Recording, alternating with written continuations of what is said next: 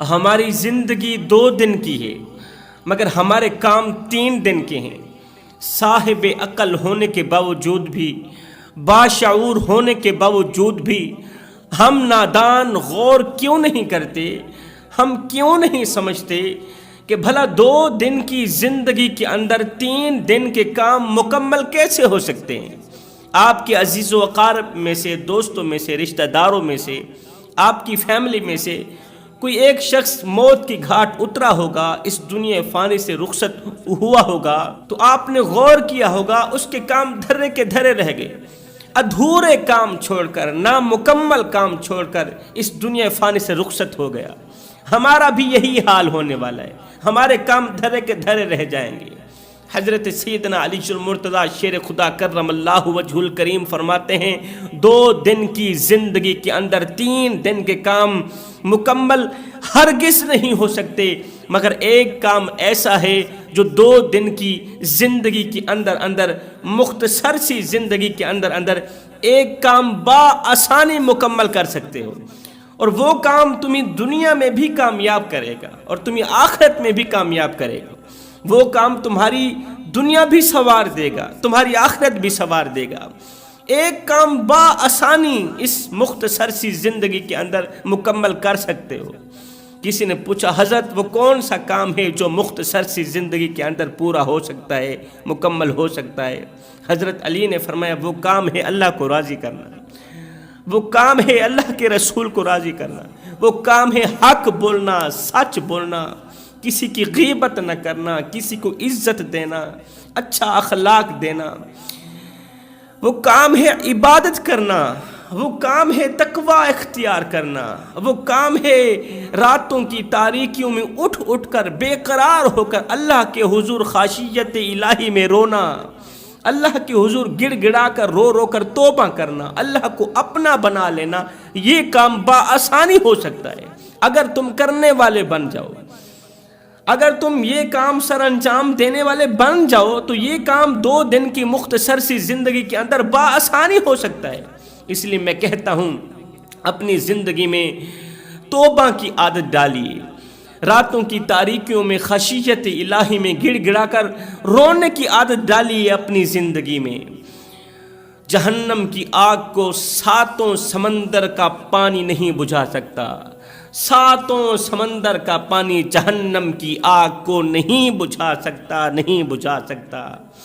لیکن سنو، خشیت الہی میں، خوف خدا میں، معرفت الہی میں، محبت الہی میں، راتوں کی تاریکیوں میں اٹھ کر بے قرار ہو کر رونے والے مومن کی آنکھوں سے نکلا ایک آنسو جہنم کی آگ کو بآسانی بجھا سکتا ہے۔ مومن کی آنکھوں سے نکلا آنسوؤں کا ایک قطرہ جہنم کی آگ کو بجھانے جتنی طاقت رکھتا ہے۔ یہ دنیا کے 7 سمندر کا پانی مومن کی آنکھوں سے نکلے آنسوؤں کے ایک قطرے کے برابر تو کچھ بھی نہیں، کچھ بھی حیثیت نہیں رکھتے۔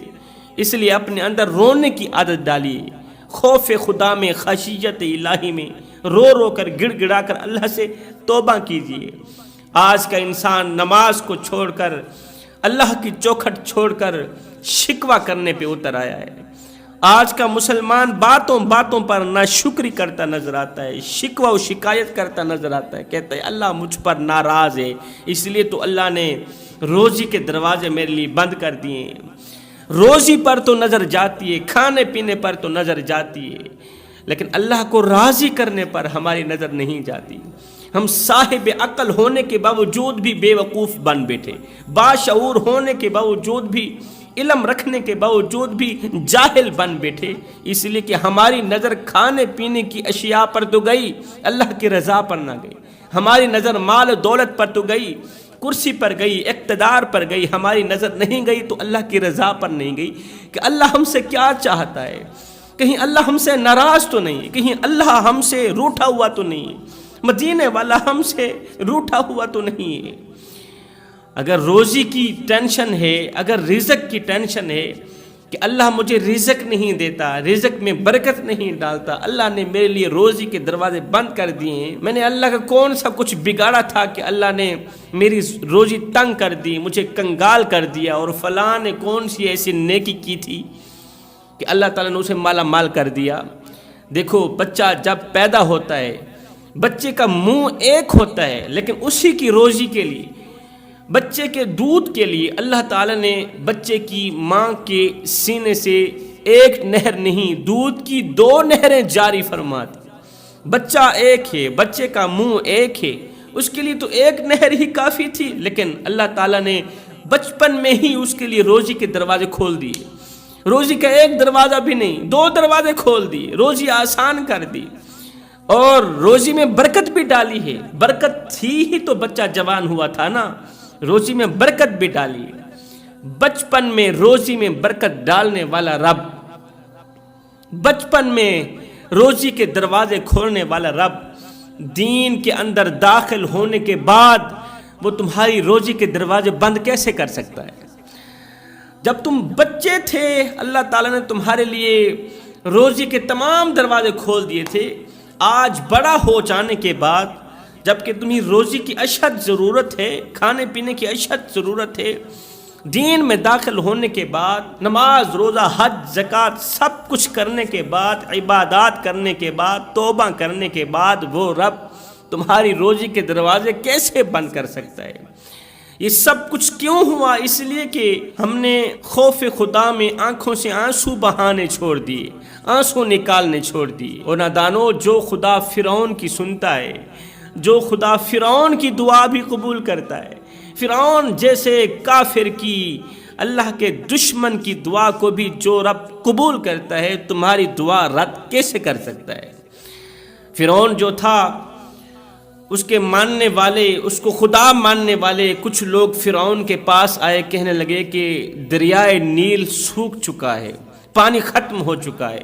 پانی کے ختم ہونے کی وجہ سے قحط پڑ گیا، ہمارے جانور بھوکے مر رہے ہیں. ہم نے تمہیں خدا مانا، ہم نے تمہیں خدا بنایا اور مانا، ہم نے تمہیں معبود بنایا. اگر آپ واقعی سچے خدا ہیں تو آپ دریائے نیل میں پانی جاری کیوں نہیں کرتے؟ ہم پر رحم کیوں نہیں کرتے؟ کیا تم ظالم خدا ہو؟ فرعون نے کہا اچھا اس طرح ہے کہ ہم راتوں رات ہی پانی جاری کر دیں گے، تمہاری ٹینشن پریشانی ختم کر دیں گے، تم یہاں سے جاؤ. تمام کے تمام لوگ اپنے اپنے گھروں کو چلے گئے. شام ہوئی، رات ہوئی، اندھیرا چھا گیا. رات کے دوسرے پہر فرعون نے کیا کیا؟ شاہی تاج اپنے سر پر رکھا. اس وقت چرند پرند انسان حیوان سب سو چکے تھے، سب سوئے ہوئے تھے. ایک اللہ کی ذات تھی جو جاگ رہی تھی اور فرعون کے اس کارنامے کو دیکھ رہی تھی، فرعون کے اٹھنے بیٹھنے کو دیکھ رہی تھی کہ فرعون کرتا کیا ہے. اللہ کی ذات دیکھ رہی تھی فرعون کو. اللہ اکبر. رات کا دوسرا پہر تھا. فرعون نے شاہی تاج سر پر پہنا اور گھر سے باہر نکلا، دریائے نیل کی طرف چل پڑا.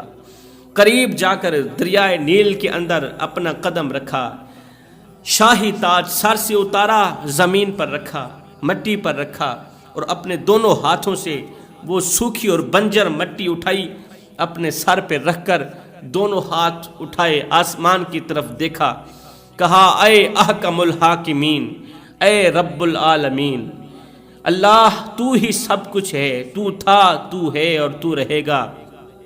میں کچھ نہیں ہوں، میں کچھ نہیں تھا اور نہ ہی تو میں رہوں گا، میں ختم ہو جاؤں گا. یہ میرا جھوٹا دعویٰ ہے، تو خوب جانتا ہے. اے اللہ تو میرا رب ہے اور تو ہی مجھے پیدا کرنے والا ہے. میں کیا کروں؟ میں بھٹک گیا ہوں، لیکن آج تک تو نے میرے تمام عیبوں پر پردے رکھے میرے مالک.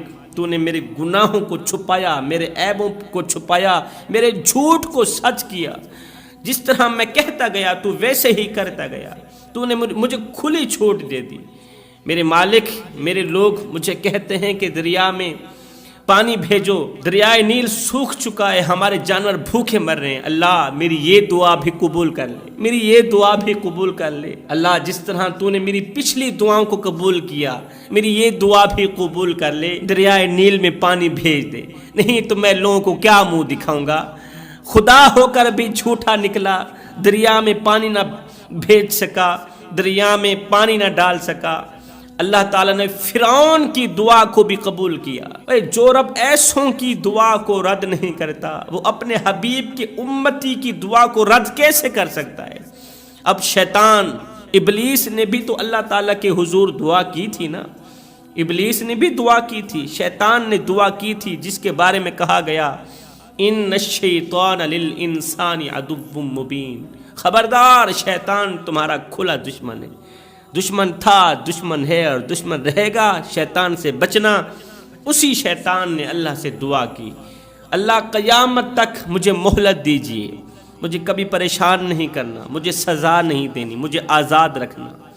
اللہ تعالیٰ نے شیطان کی دعا کو بھی قبول کیا، فرمایا قیامت تک تجھے مہلت دی گئی، قیامت تک تجھے موقع دیا جاتا ہے، تو جو مرضی آئے کر، جب قیامت کا دن ہوگا پھر وہی مثال آئے گی قبر اور لگے گی خبر۔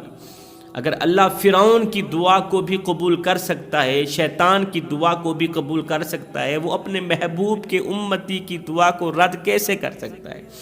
محبوب کے امتی کی دعا کو بھی قبول کر سکتا ہے، کیونکہ یہ نادان بھٹک گیا ہے، یہ اللہ کی حضور آتا نہیں، اللہ کی چوکھٹ پر آتا نہیں، اچھی طرح بھٹک گیا ہے، اس لیے دعا کی قبولیت میں تھوڑا وقت لگ جاتا ہے۔ ایک دن حضرت جبریل علیہ السلام انسانی شکل میں فرعون کے پاس آئے، کہنے لگے فرعون ایک سوال کا جواب تو دے۔ فرعون مفتی تو نہیں تھا، وہ تو مفت خور تھا، وہ پڑھا لکھا تو نہیں تھا، وہ تو جاہل سا تھا۔ حضرت جبریل علیہ السلام انسانی روپ میں آ کر کہنے لگے اے فرعون میرے ایک سوال کا جواب دے۔ وہ سوال یہ ہے کہ اگر ایک بادشاہ اپنے غلام کو پالے، بڑے نازوں سے پالے، اس کی ہر ایک ضرورت پوری کرے، سونے کے نوالے اسے کھلائے، اسے جوان کرے، پھر لاکھوں کروڑوں لوگ اس کے نوکر بنا دے، اس کے ملازم بنا دے، اس کے ایک حکم پر لاکھوں ملازم، کروڑوں ملازم لبیک کہیں، ناز و نام سے پلنے والا غلام بڑا ہو کر اگر وہ اپنے بادشاہ کی نافرمانی شروع کر دے تو ایسے غلام کو کس طرح کی سزا دینی چاہیے؟ تو فرعون نے کاغذ اٹھایا، فتویٰ لکھ کر دیا، کہا کہ ایسے غلام کو تو پانی میں غرق کر دینا چاہیے، ایسے غلام کو تو پانی میں ڈوب کر مر جانا چاہیے۔ حضرت جبریل علیہ السلام نے وہ فتویٰ سنبھال کر رکھا، چلے گئے۔ جب فرعون پانی کے اندر غرق ہو رہا تھا اسی وقت حضرت جبریل علیہ السلام نے وہ والا فتویٰ فرعون کے سامنے کیا، فرمایا یہ تو تیرے ہاتھوں کی کمائی ہے، تو نے خود ہی تو کہا تھا کہ نافرمان غلام کو تو پانی میں غرق ہو جانا چاہیے، اسے تو پانی میں غرق کر کے مار دینا چاہیے، تو تیرے ہاتھوں کی کمائی، تیرا فتویٰ تیرے سامنے آ گیا، اللہ نے تیرے فتوے کے مطابق ہی سب کچھ کیا۔ تو جوانوں کاش کہ ہم لوگ اللہ کے حضور ہاتھ اٹھانے کے عادی بن جاتے، ہاتھ پھیلانے کے عادی بن جاتے۔ جب سے امت نے اللہ سے مانگنا چھوڑا تب سے ذلیل ہو گئی، رسوا ہو گئی، تب سے عروج زوال میں بدلنا شروع ہوا۔ جب سے ہم نے اللہ سے مانگنا چھوڑا، جب سے ہم نے اللہ کی چوکھٹ چھوڑی، جب سے ہم نے مدینے والے کا صدقہ مانگنا چھوڑا تب سے ہم غریب ہو گئے۔ ہم غریب کیوں ہوئے؟ ہماری غربت کی وجہ بھی اصل میں یہی ہے کہ ہم ڈائریکٹ اللہ سے مانگتے، اللہ ہمیں یہ بھی دے دے، ہمیں وہ بھی دے دے۔ ڈائریکٹ اللہ سے بھی نہ مانگا کرو، مانگا کرو صدقہ سونے نبی کا مانگا کرو، مدینے والے کا صدقہ مانگا کرو۔ جب تم مدینے والے کا صدقہ مانگو گے تو پھر مانگنے سے پہلے تمہیں عطا کر دیا جائے گا۔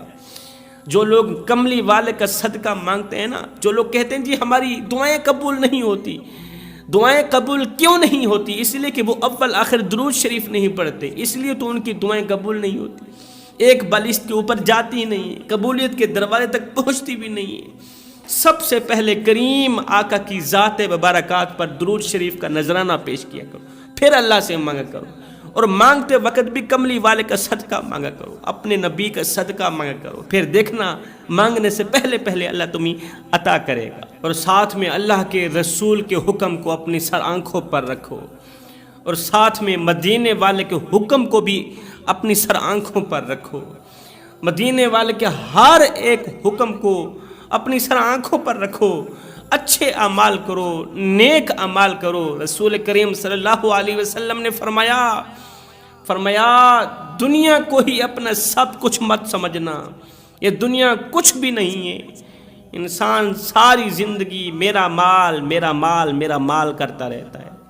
ابن آدم ساری زندگی میرا مال مال مال کرتا رہتا ہے، مگر اے ابن آدم تیرا مال صرف وہی ہے جسے تو نے کھا کر ہضم کر لیا، تیرا مال صرف وہی ہے جسے تو نے پہن کر بوسیدہ کر دیا اور صدقہ دے کر ساتھ لے گیا، بس یہی تیرا مال ہے، زیادہ ہائے ہائے کرنے کی کوئی ضرورت نہیں۔ انسان دریا ہے، اس کے اعمال نہریں، اگر دریا پاک و صاف ہوگا تو نہریں بھی پاک و صاف ہوں گی۔ اگر سرے سے دریا ہی ناپاک ہو گیا، اگر سرے سے دریا ہی پلید ہو گیا، خراب ہو گیا، پھر نہروں کا کیا بنے گا؟ جب سرے سے انسان ہی خراب ہو گیا تو پھر اعمال کا کیا بنے گا؟ اعمال کیسے اچھے ہو سکتے ہیں؟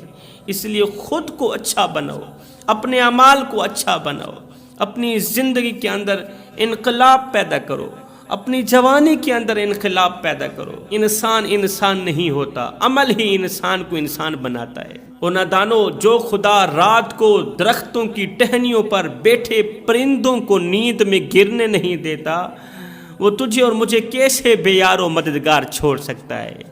اس کی رحمت تو بڑھ چڑھ کے آوازیں دے رہی ہے۔ اور میرے حبیب کی امتی، آ جا میری چوکھٹ پر، میں رب ہو کے تیرا استقبال کروں گا۔ آ جا میری چوکھٹ پر، میری رحمت بڑھ چڑھ کے تیرا انتظار کر رہی ہے۔ ایک بار تو میری چوکھٹ پر آ کر تو دیکھ، اپنا سر جھکا کر تو دیکھ، سبحان ربی الاعلیٰ کی تسبیح اپنی زبان پر، اپنے لبوں پر لا کر تو دیکھ۔ بخشش کی حد نہ کر دوں، مجھے رب العالمین بھی نہ کہنا، بخشش کی انتہا نہ کر دوں، مجھے رب العالمین بھی نہ کہنا۔ ادھر سے رسول کریم کا فرمان سنو، ادھر سے اپنے کام دیکھو، ادھر سے نبی کا امتی کن کاموں میں الجھا ہوا ہے۔ فلاں جگہ بیٹھا فلاں کی غیبت، فلاں جگہ بیٹھا فلاں کی غیبت۔ غیبت اور چغلی ہم نے اپنا مشغلہ بنا لیا، ہم اپنی مصروفیت سمجھ بیٹھے۔ حضرت ابراہیم بن ادہم ایک دعوت پر گئے تو وہاں پر کسی کا انتظار ہو رہا تھا، تو ان میں سے کسی نے کہا کہ فلاں شخص تو بڑا ہی بدتمیز ہے، بڑا ہی جاہل ہے، کتنے لوگ اس کے انتظار میں ہیں اور وہ ابھی تک آ ہی نہیں رہا۔ یہ سن کر حضرت ابراہیم بن ادہم نے فرمایا، او نادانو، قاعدہ تو یہ تھا، دستور تو یہ تھا کہ پہلے روٹی کھاتے پھر بوٹی کھاتے، تم لوگوں نے تو سارا کا سارا معاملہ ہی الٹا کر دیا، ساری کی ساری دعوت ہی الٹی کر دی کہ پہلے بوٹی کھا رہے ہو پھر روٹی کھاؤ گے۔ لوگوں نے کہا حضرت ہم نے تو ابھی تک بوٹی کو ہاتھ بھی نہیں لگایا۔ آپ نے فرمایا، نادانو، تم نے رسول کریم کا فرمان نہیں سنا، جس نے کسی کی غیبت کی وہ ایسے سمجھے کہ اس نے مردار کا گوشت کھایا۔ غیبت کرنا مردار کا گوشت کھانے کے برابر ہے۔